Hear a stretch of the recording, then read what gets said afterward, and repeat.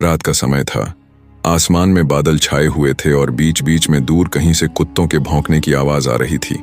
एक वीरान सड़क पर एक महिला धीमे धीमे कदम बढ़ाती हुई पुलिस चौकी जयनगर की ओर जा रही थी। उसकी चाल में थकान थी, बदन पर फटे पुराने कपड़े, चेहरे पर धूल, बाल बिखरे हुए और आंखों में ऐसा डर और उम्मीद का मिला जुला भाव था कि किसी को भी लगे ये कोई बेसहारा और बेघर महिला है जो मदद के लिए पुलिस के पास जा रही है। लेकिन हकीकत में यह कोई आम महिला नहीं थी। यह थी आईपीएस समीरा, जिसने आज अपनी पहचान और अपनी वर्दी दोनों को छुपाकर एक ऐसा भेष धारण किया था जिससे वह उस सच्चाई तक पहुंच सके जो पिछले कुछ दिनों से उसके कानों में फुसफुसाहट की तरह गूंज रही थी। एक स्थानीय पुलिस चौकी में गरीबों और बेसहारा लोगों पर अत्याचार, अपमान और अन्याय की कहानियां जो किसी लिखित शिकायत में दर्ज नहीं थी बल्कि उन लोगों की आंखों में छिपी थीं जिनके पास अपनी बात कहने का कोई मंच नहीं था। समीरा बचपन से ही ऐसी अन्यायपूर्ण कहानियों से घृणा करती थी। एक छोटे शहर में पली बढ़ी, उसने अपने बचपन में कई बार देखा था कि कैसे कुछ ताकतवर लोग गरीबों को दबाते हैं, कैसे पुलिस चौकियों में उनकी फरियाद को हंसी में उड़ा दिया जाता है और कभी कभी तो उन्हें ही अपराधी बना दिया जाता है। उसके पिता एक छोटे दुकानदार थे और मां गृहिणी। घर की आर्थिक हालत बहुत मजबूत नहीं थी, लेकिन मां पिता ने बेटियों को हमेशा यह सिखाया कि ईमानदारी से जीना सबसे बड़ा सम्मान है।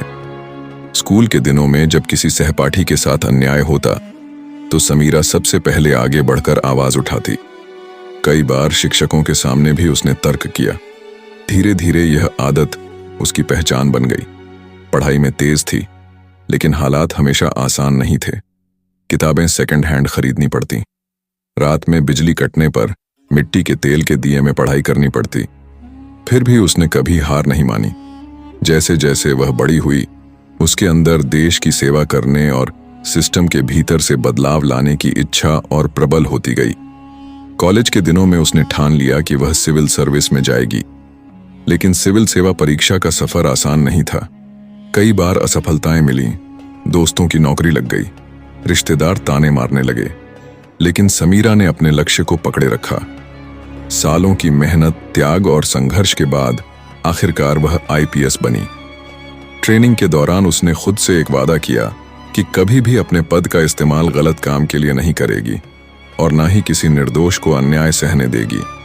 उसकी पोस्टिंग के शुरुआती दिनों में ही लोगों ने उसकी ईमानदारी और सख्त रवैया के किस्से सुनने शुरू कर दिए थे, लेकिन असली परीक्षा अब उसके सामने थी।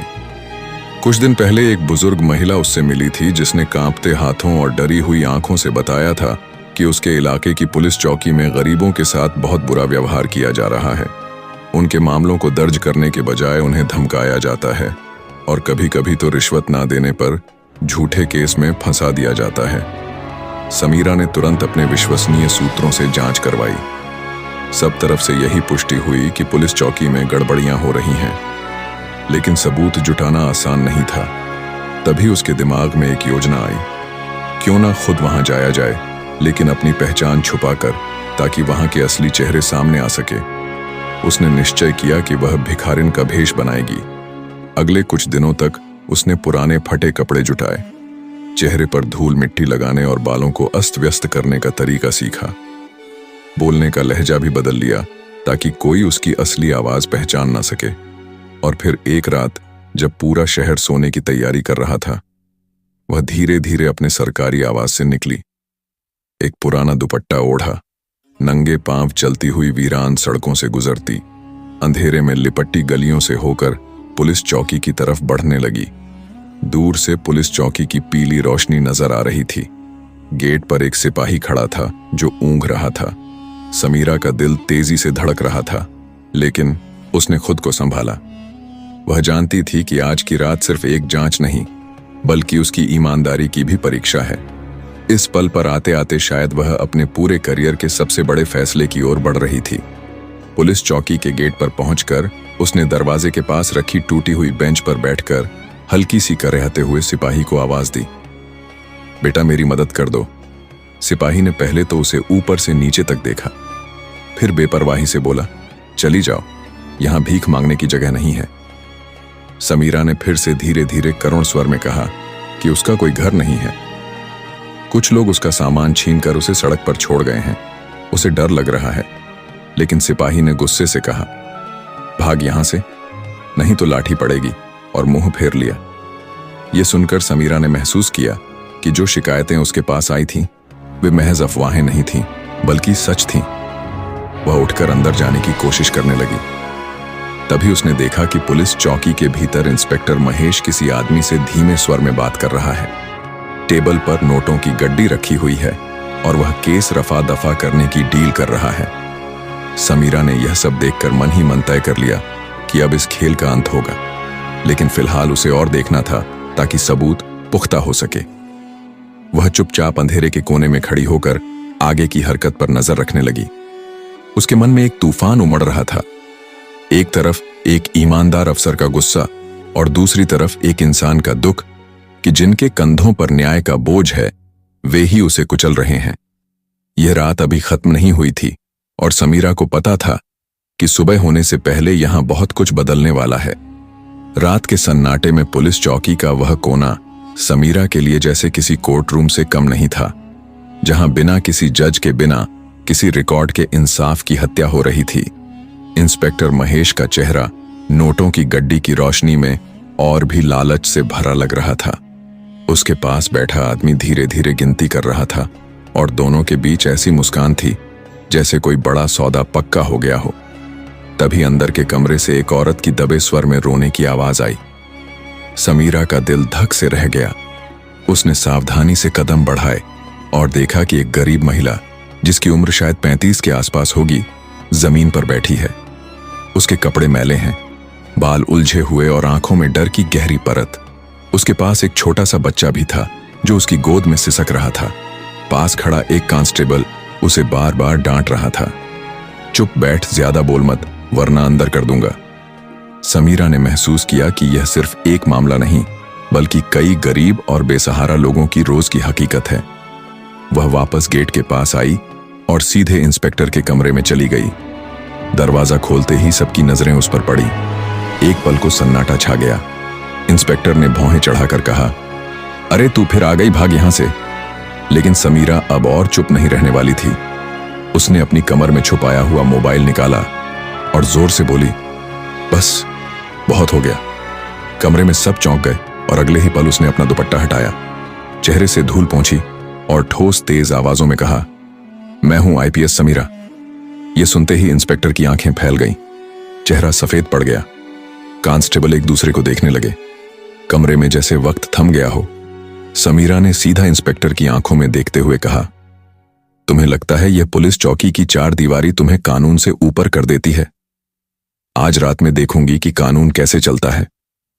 उसने तुरंत वायरलेस से कंट्रोल रूम को कॉल किया और कहा कि तुरंत उच्च अधिकारियों और फ्लाइंग स्क्वाड को पुलिस चौकी पर भेजा जाए। और खड़े पुलिसकर्मी समझ ही नहीं पाए कि अभी अभी क्या हुआ है। लेकिन कुछ सेकंड बाद पूरी चौकी में खलबली मच गई। इंस्पेक्टर ने सफाई देने की कोशिश की, मैडम आप गलत समझ रही हैं ये तो। लेकिन समीरा ने बीच में ही टोक उसने खुद को संभाला। वह जानती थी कि आज की रात सिर्फ एक जांच नहीं, बल्कि उसकी ईमानदारी की भी परीक्षा है। इस पल पर आते आते शायद वह अपने पूरे करियर के सबसे बड़े फैसले की ओर बढ़ रही थी। पुलिस चौकी के गेट पर पहुंचकर उसने दरवाजे के पास रखी टूटी हुई बेंच पर बैठकर हल्की सी करहते हुए सिपाही को आवाज दी, बेटा मेरी मदद कर दो। सिपाही ने पहले तो उसे ऊपर से नीचे तक देखा, फिर बेपरवाही से बोला, चली जाओ, यहां भीख मांगने की जगह नहीं है। समीरा ने फिर से धीरे धीरे करुण स्वर में कहा कि उसका कोई घर नहीं है। कुछ लोग उसका सामान छीनकर उसे सड़क पर छोड़ गए हैं। उसे डर लग रहा है। लेकिन सिपाही ने गुस्से से कहा, भाग यहां से, नहीं तो लाठी पड़ेगी, और मुंह फेर लिया। यह सुनकर समीरा ने महसूस किया कि जो शिकायतें उसके पास आई थी वे महज अफवाहें नहीं थीं, बल्कि सच थीं। वह उठकर अंदर जाने की कोशिश करने लगी।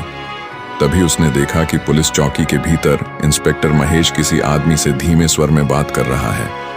टेबल पर नोटों की गड्डी रखी हुई है और वह केस रफा दफा करने की डील कर रहा है। समीरा ने यह सब देखकर मन ही मन तय कर लिया कि अब इस खेल का अंत होगा, लेकिन फिलहाल उसे और देखना था ताकि सबूत पुख्ता हो सके। वह चुपचाप अंधेरे के कोने में खड़ी होकर आगे की हरकत पर नजर रखने लगी। उसके मन में एक तूफान उमड़ रहा था। एक तरफ एक ईमानदार अफसर का गुस्सा और दूसरी तरफ एक इंसान का दुख कि जिनके कंधों पर न्याय का बोझ है वे ही उसे कुचल रहे हैं। यह रात अभी खत्म नहीं हुई थी और समीरा को पता था कि सुबह होने से पहले यहां बहुत कुछ बदलने वाला है। रात के सन्नाटे में पुलिस चौकी का वह कोना समीरा के लिए जैसे किसी कोर्ट रूम से कम नहीं था, जहां बिना किसी जज के, बिना किसी रिकॉर्ड के इंसाफ की हत्या हो रही थी। इंस्पेक्टर महेश का चेहरा नोटों की गड्डी की रोशनी में और भी लालच से भरा लग रहा था। उसके पास बैठा आदमी धीरे धीरे गिनती कर रहा था और दोनों के बीच ऐसी मुस्कान थी जैसे कोई बड़ा सौदा पक्का हो गया हो। तभी अंदर के कमरे से एक औरत की दबे स्वर में रोने की आवाज आई। समीरा का दिल धक से रह गया। उसने सावधानी से कदम बढ़ाए और देखा कि एक गरीब महिला, जिसकी उम्र शायद 35 के आसपास होगी, जमीन पर बैठी है। उसके कपड़े मैले हैं, बाल उलझे हुए और आंखों में डर की गहरी परत। उसके पास एक छोटा सा बच्चा भी था जो उसकी गोद में सिसक रहा था। पास खड़ा एक कांस्टेबल उसे बार बार डांट रहा था, चुप बैठ, ज्यादा बोल मत वरना अंदर कर दूंगा। समीरा ने महसूस किया कि यह सिर्फ एक मामला नहीं बल्कि कई गरीब और बेसहारा लोगों की रोज की हकीकत है। वह वापस गेट के पास आई और सीधे इंस्पेक्टर के कमरे में चली गई। दरवाजा खोलते ही सबकी नजरें उस पर पड़ी। एक पल को सन्नाटा छा गया। इंस्पेक्टर ने भौहें चढ़ाकर कहा, अरे तू फिर आ गई भाग यहां से। लेकिन समीरा अब और चुप नहीं रहने वाली थी। उसने अपनी कमर में छुपाया हुआ मोबाइल निकाला और जोर से बोली, बस बहुत हो गया। कमरे में सब चौंक गए और अगले ही पल उसने अपना दुपट्टा हटाया, चेहरे से धूल पोंछी और ठोस तेज आवाजों में कहा, मैं हूं आईपीएस समीरा। ये सुनते ही इंस्पेक्टर की आंखें फैल गईं, चेहरा सफेद पड़ गया। कांस्टेबल एक दूसरे को देखने लगे, कमरे में जैसे वक्त थम गया हो। समीरा ने सीधा इंस्पेक्टर की आंखों में देखते हुए कहा, तुम्हें लगता है यह पुलिस चौकी की चार दीवारी तुम्हें कानून से ऊपर कर देती है? आज रात में देखूंगी कि कानून कैसे चलता है। उसने तुरंत वायरलेस से कंट्रोल रूम को कॉल किया और कहा कि तुरंत उच्च अधिकारियों और फ्लाइंग स्क्वाड को पुलिस चौकी पर भेजा जाए। और खड़े पुलिसकर्मी समझ ही नहीं पाए कि अभी अभी क्या हुआ है, लेकिन कुछ सेकंड बाद पूरी चौकी में खलबली मच गई। इंस्पेक्टर ने सफाई देने की कोशिश की, मैडम आप गलत समझ रही हैं यह तो।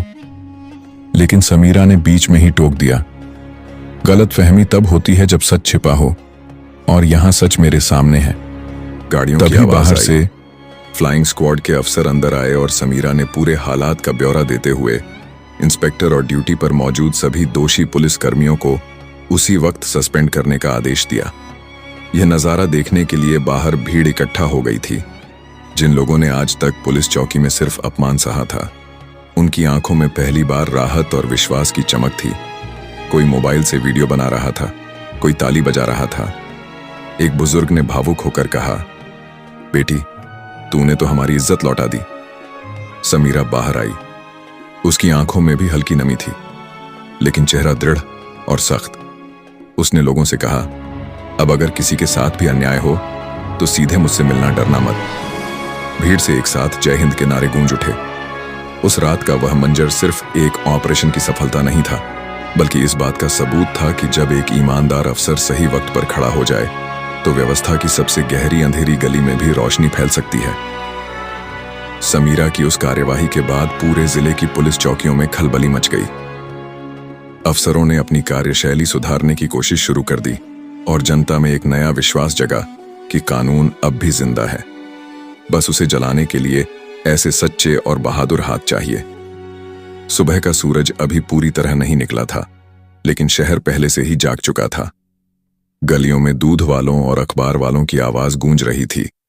लेकिन इस सुबह की सबसे बड़ी खबर अखबार के पहले पन्ने पर थी। आईपीएस समीरा ने भिखारिन बनकर पुलिस चौकी में पकड़ा भ्रष्टाचार। मोटे अक्षरों में छपी इस हेडलाइन के साथ समीरा की एक तस्वीर थी, जिसमें वह सख्त चेहरे के साथ दोषी पुलिसकर्मियों के सामने खड़ी थी। उसके हाथ में वायरलेस और पीछे भीड़ का हुजूम। यह तस्वीर पूरे शहर में चर्चा का विषय बन गई। चाय की दुकानों पर, बस अड्डों पर, यहां तक कि सरकारी दफ्तरों में लोग उसी के बारे में बात कर रहे थे। कुछ कह रहे थे, अरे आजकल भी ऐसे अवसर होते हैं, तो कुछ ने राहत की सांस लेते हुए कहा, शुक्र है हमारे बच्चों के लिए अब कोई तो है जो आवाज उठाएगा। इस बीच मीडिया चैनलों पर लगातार ब्रेकिंग न्यूज चल रही थी। रिपोर्टर पुलिस चौकी के बाहर खड़े होकर बता रहे थे कि कैसे समीरा ने रात में भिखारिन का भेष बनाकर पूरे ऑपरेशन को अंजाम दिया। कई चैनलों ने इस खबर को ऑपरेशन सच्चाई नाम दे दिया। पत्रकारों की भीड़ उसके सरकारी आवास के बाहर जमा होने लगी। माइक ली रिपोर्टर एक ही सवाल बार बार पूछ रहे थे, मैडम आपको यह आइडिया कैसे आया? क्या आपको डर नहीं लगा? क्या आगे भी ऐसे ऑपरेशन होंगे? समीरा ने संयमित लहजे में कहा, मैंने सिर्फ अपना काम किया है। डर तब लगता है जब इंसान गलत करता है, और मैंने गलत नहीं किया। उसकी यह बात तुरंत सोशल मीडिया पर वायरल हो गई। लोग उसकी तारीफ में पोस्ट लिखने लगे, सैल्यूट टू आईपीएस समीरा। देश को ऐसे अफसरों की जरूरत है, जैसे कमेंट हर जगह दिखाई देने लगे। लेकिन इस सब के बीच कुछ ताकतवर लोग भी बेचैन थे। जिला मुख्यालय में बैठे वरिष्ठ अफसरों को कई फोन आ रहे थे। कुछ राजनीतिक दबाव भी बन रहा था। इतना हंगामा करने की क्या जरूरत थी? चुपचाप ट्रांसफर कर देती। लेकिन समीरा जानती थी कि ईमानदारी का रास्ता आसान नहीं होता। उसे साफ था कि अगर उसने पीछे हटने की आदत डाल ली तो आगे कभी सच्चाई के लिए खड़े